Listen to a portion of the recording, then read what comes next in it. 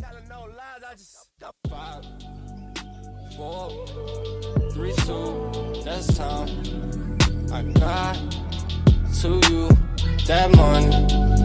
My dreams come true. My life in diamonds. Who knew? Who knew? Who knew?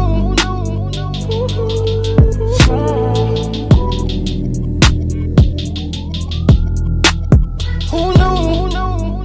What's going on, you guys? Welcome back to the Let Me Speak podcast. As always, I am your host, Deasia, and we have an amazing guest today, you guys. I want you guys to give it up for actor, dancer, social media influencer, native of LA. Y'all give it up for my man, D Spank. What's going on? What's happening, Queen? How you doing? Good. How are you? I'm blessed. Very blessed. I'm so grateful to have you out here. Thank you so much for thank you for reaching out and having me. Thank you for responding. I appreciate that. I really appreciate it. So how you doing today? Oh, I'm good. I'm surviving this heat. You know what I'm saying? Like, it kind of winded down a bit. You know, otherwise this jacket wouldn't have been on. But I know, right? And I know it's a little warm in here. My AC been tripping. Oh, I mean, it's not that bad. I felt worse. Okay. All right. Okay. So, as you all know, if this is your first time listening to the Let Me Speak podcast, this is a podcast dedicated to allowing black men, in the entertainment world, hip hop world, to speak on real issues that affect us as the black community. Just trying to shine some, light on our black men that, that they are more than what people may think they are from the outside. Right. So, let's get into it. So, first question I want to ask you: what does being a black man mean to you? Woo. Everybody always says that. Because there's so much I can think of, and there's so much I can say. Being a black man to me, royalty. Power. I say a challenge. It's an obstacle. Mm-hmm. It's courage. It's strength. It's knowledge. Right. It's so many words that you could put. To me, it's not one negative thing I can think of about being a black man, but those are just the first words that come to mind. And also, I could just say durability, persistence, consistency, intelligence. The list can go on and on and on. But being a black man altogether, and the one notable word I can think of is love. For sure, it's love. Okay, I love that answer. How do you feel with being a black man in 2021? How has that changed from 5-10 years ago? I would say I don't think it's changed in any way. I feel like these days things are being more presented because people are a little bit more comfortable, with their platform, because it's not even just about personal. It's more like professionally in anything, in any field that you have to deal with. There's going to be people that's, more comfortable with presenting themselves and who they truly are, and just like how they feel about individuals. And people these days usually aren't. I mean, you got one or two things. You got people that are afraid to present who they are because they hide behind a keyboard or they hide behind the phone. Yeah. But then you got the other people who's, just what you see is what you get. Right. And honestly, I feel like people are just going to be people, regardless of how good you are, no matter what your character is, what your personality is, you can't put you into other people, and you just got to deal with what comes with the territory. Right. Exactly. So that's just how I see it. Okay. All right. So let's go ahead and get into the nitty gritty. Okay. I'm sure all of you who are listening, you guys have heard about what's going on with Texas. Have you heard about that? About how they removed like MLK. Yeah, so basically Texas, they passed a bill that schools are not mandated to teach that the KKK is morally wrong. And with that bill, it's also getting rid of teaching Martin Luther King Jr.'s I Have a Dream speech. It's getting rid of teaching that as a curriculum, as well as Native American histories, like Native American studies. So that bill is getting rid of those, and it's also, like I said, not mandating to teach that KKK is morally wrong. So what is your thoughts on that? How do you feel about that? I feel like that is definitely a cover up. Like I feel like that is, I say, not just their ancestors. It could be like their family background that they might have ties of people who were involved in in that group. I feel like it's being hidden, and I also feel like they're like basically just sweeping it under the rug. Like, okay, what happened. So ain't no point of just going on about. But it's like you won't necessarily have kids that'll grow up that'll know about the racial injustice that we've all had to deal with. Not us per se, but our family, you know, our grandparents, our great grandparents. I feel like that needs to be consistently taught based off the fact that, you know, we're born into love. You know, when we're kids, we don't just look at one person and judge and criticize. We automatically just are friendly and we automatically embrace, you know, one another. But as, you know, we get older, it's taught. You know, that hatred is taught, and that separation is taught, and that's something that I feel like needs to stay in the curriculum of teaching, you know, adolescents and, you know, children about the racial injustice that we had to deal with and that our peoples had to like go through. And that Martin Luther King speech definitely was a impact, you know, because without that speech, we probably would still have labels where, you know, whites only, blacks only, you know, coloreds, and most definitely. I think it's not right. You know, I think that things like that still need to be a part of the curriculum. It needs to still be lectures on that because it's been taught for so many years, not just with us, because we watch Roots. You know, we've had different type of programs that would not just entertain us, but it would give us knowledge. And we need to keep that consistent. We need to keep that interest, because without that interest, all it's going to do is just keep segregation. Excuse me. Yes, it's going to keep segregation. Definitely. You know, active. So with that being said, you know, that goes into critical race theory. What is your take on that? Wait, excuse me? Critical race theory. Critical race theory. Yeah. Well, because, you know, I'm gonna ask you, do you have any like Caucasian friends or anybody in your life? Honestly, maybe one, to be honest. One. I'm trying to think. One, I think. Now, you notice that there are some Caucasians in this world. I'm not going to say white people, but I'm going to just say Caucasians. There are some that we might have befriended over the years because of the fact that they don't see, you know, what their parents were taught or possibly their grandparents were taught. They don't see that separation. They don't see that segregation in their life.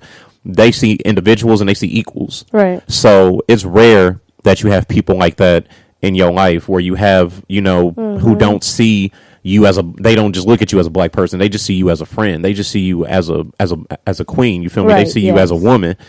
And that needs to be continued to where you teach the difference of, you know, the hatred that was presented compared to the love that was just embedded. And I don't see the purpose of just like we were talking about. I don't see the purpose of how keeping that out the curriculum and keeping that out of people's like lectures and keeping it out of like a day-to-day knowledge, because you can't hide it. You can't get rid of it. You can't hide that. You can't take the past away, right? You can't erase history. Like, exactly. There ain't no rewind button in life. You know? Now you said that, you know, we as humans, we're born to, you know, love. We're taught love and we're taught compassion. But now I want to ask, because there was a clip that I've been seeing circulating on Instagram, and where the question, are white people inherently racist? That's been going around. So what is your take on that? How do you feel on that? Do you think that white people are inherently racist? Like, it's taught for sure. Like, it could be an inheritance. It could be like passed down, because you come into this world, you're a vegetable. You know, your brain isn't fully developed yet. It just takes your brain to it gets developed as you age. Right. So, you know, Caucasian, like white kids, maybe when they're like 2-3 years old, like I said, their heart is so full of love, they just want to give it and share it. Yes. But then as they become, you know, I say like toddlers and kids, teenagers, that's when possibly their parents or, you know, their grandparents is really starting to embed in them that, you know, we're not equal. You know, they're trying to make them more superior. They're trying to teach them about superiority. Right. And I don't look at nobody as, you know, lower than me. I don't think nobody's beneath me. I think that people, you know, like, I'll treat the janitor the same respect that I give to the CEO. Right. You feel me? As you should, yeah. Because that's what I was taught. I was taught to never disrespect nobody, never, you know, go against the grain of just like looking at somebody and putting them down for what they do. It don't matter if they're on level 10 or level 5. Like, it's the fact that they doing something, you know, right. And that's how I see it. Okay. So I want to ask, now I tend to always I like talking about this because I feel like it's not talked about enough within our Black community's mental health. So Meek Mill had recently tweeted that we need to find a way to make therapy cool for the Black community, and I can't agree more. Yeah. So I do feel like when we grow up, we always, we joke around like therapy, that's for white people. I've heard people in my family say that, and my friends have said it. Even in like TV, it's portrayed that we don't do therapy. So what is your take on that? People's mental is different, Right. There are some people who have, like, especially our people, we go through a lot, and we go, Yes. and I'll even say more women, our Black women go through more, all the way from being a kid. I'm glad you say that. We'll get back to that. Yeah, because people get traumatized, people can get haunted, because of their past. They could be experiences in life that they didn't want to happen, but it did, and they can't necessarily like change or help that because we were kids. We don't have no say so as kids. And for the Black people who have mental issues, or who might have some type of, like, I'd say separation anxiety, or even just like commitment issues or any of that nature, that could be talked about. And it's nothing to vent, to share, because the more you keep things bottled in, it's just going to make matters worse, because you don't know what direction to go in, you don't know what to think. And I think therapy could help, because it could be a friend temporarily that could just assist the issues that you have. Why do you think, though, we as a Black community, again, why do you think the way we just get rid of therapy? Like, we don't, that's not even, for a lot of us, that's not even a consideration. Why do you think that is? I feel like some people might be ashamed. Some people might have an issue with discussing things. They might have an issue with speaking out. It's like, you see now, you got more people who say, I'd rather text than be on the phone. And, some people, it's like day by day, more people are getting more introverted than anything, because social media and everything is teaching people, like separation and distance, because we have so much access to somebody just through one click.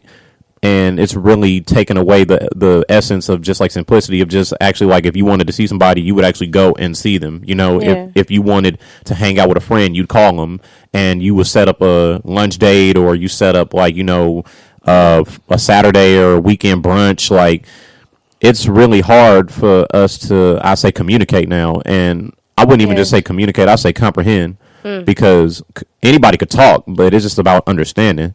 If you don't have an understanding, then you have no results. Right. Exactly. So now, I heard you say that when you touch on Black women. Now, I personally feel like the Black woman she's not always respected enough. Right. And I do feel like a lot of Black women, they carry the world on their shoulders. They have to continue to be the strong one, rather it be for the world or, just for their household. So with that being said, do you feel like, well, first, why is that? Why do you think that Black women are like they carry the world on their shoulders? Why is that? Why do you think that is? Well, without women, we wouldn't be here, right? True. Women are the source of life. Y'all carry a human being in y'all body for 9 months. Y'all are the ones that are producing life to this earth. And I feel like also because women are predominantly, I'd say, the staple of the household. Like, I know I'm a guy, and I know a lot of men probably wouldn't agree, but I feel like women are the main source as to how a household is being ran, because y'all are the ones, like I said, who produce life, who take care of life. Y'all cook, y'all clean, y'all easy to talk to, y'all lecture, because you have experiences, not even just as an individual, but you see people around you and you see how they move, and you want to bestow that into people. Like let's say if you had children, you want to lecture your kids about certain people by saying, like, not everybody's your friend, you can't trust this person. Like 9 times out of 10, if you had a son, you got to tell him, you got to put him up on game, because what a man is going to do is encourage a son to have fun. He's going to encourage the son to go out, do him, do this, do that. But the woman is going to be the one who's going to instill upon him the real game. Shit, Tupac said it, like, we all learn from a woman, got our game from a woman. Like,